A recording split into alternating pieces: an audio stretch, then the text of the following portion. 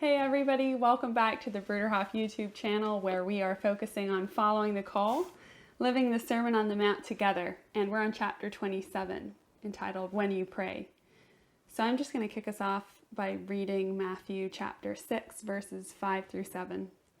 And when you pray, do not be like the hypocrites, for they love to pray standing in the synagogues and on the street corners to be seen by others.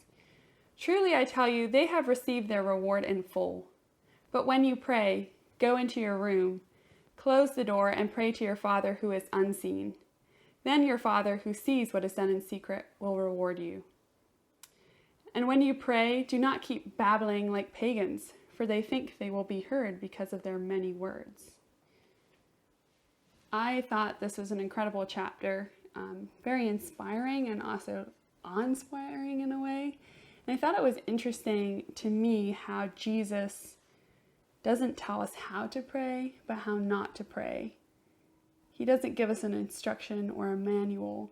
But then it made me think of the Lord's Prayer, and isn't that kind of an instruction on how to pray? Because it seems to me like there may be two different ways to go. There can be that the approach of praying for a performative or spiritually performative or just to get attention. And then there's that childlike dependence on God. So turning to the Lord's Prayer, I think that gives us a really good guideline to ask God, and to also, it kind of shows our humility and dependence on His good grace and love to us, but also shows the challenges in the world, like lack of forgiveness and asking for food, that we're dependent on God for everything. So I don't know what you thought about this chapter. Yeah, I think you put it very well. I think with any prayer, the importance that, Karl Barth alludes to, if the heart is not in it, if it is only a form which is carried out more or less correctly, what is it then? Nothing. And there's many times we pray. We can even pray the Lord's Prayer, and if our heart is not in it, That's true. it doesn't mean anything.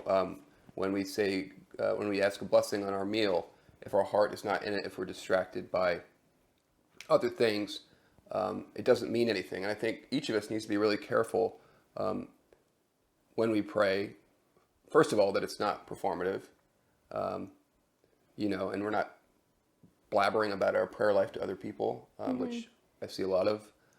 It should be a matter of privacy between oneself and God, or if you're married, between your significant other and God, or I should say your partner and God. So, and it's actually a mysterious and beautiful thing. Right. If we can silence our hearts and have that conversation. I'm trying to find this. So this is from Mother Teresa, which I also thought really powerful. Remember, before you speak, it is necessary to listen, and only then, from the fullness of your heart, you speak, and God listens. So that this idea that this is not like just us talking. Yeah. Well, and also I think, as Amy Carmichael points out, we need to create space and find that silence so that we can quiet our hearts and be open for prayer and for to have that heartfelt response to God. Like, our hearts can't be full with the noise of life and the busyness of all that we're doing.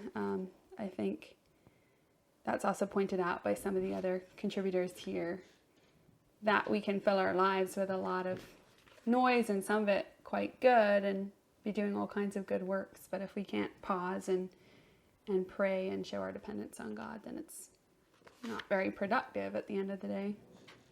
Yeah, I love this section from Amy Carmichael you allude to read a book in an hour, if the book has taken half a lifetime to write, means nothing at all. To pray in a hurry of spirit means nothing. Yeah. To live in a hurry means to do much but effect little. And I think,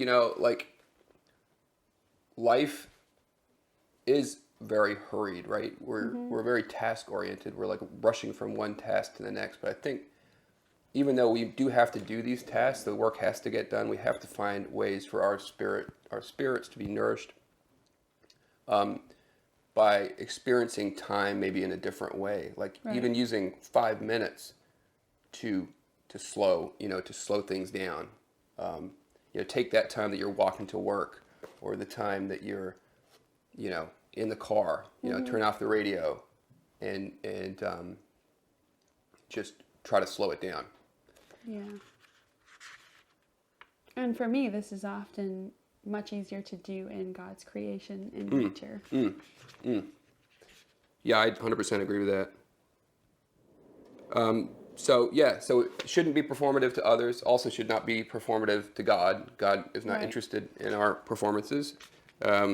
Daniel M. Doriani writes, some Christians think that their fervor, their sincerity, or their technique may gain them God's ears. Some think, if I rise early in the morning and pray on my knees in the cold without coffee, then God will hear me.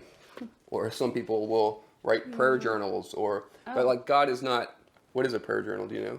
I've heard of them. But maybe someone can enlighten us in the comments, and maybe they are a good thing. Yeah, it sounds like, yeah, we shouldn't cast judgment on prayer journals, but I definitely won't be keeping one.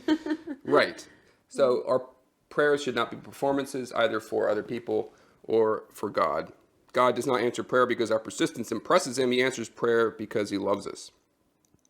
True prayer trusts God and finds its confidence in him. So, this is probably an area of life that each of us can think more about and always grow deeper in, and realize that it's just as essential as eating and drinking. Amen to that. So, very interested in any of your thoughts, and we'll see you next week.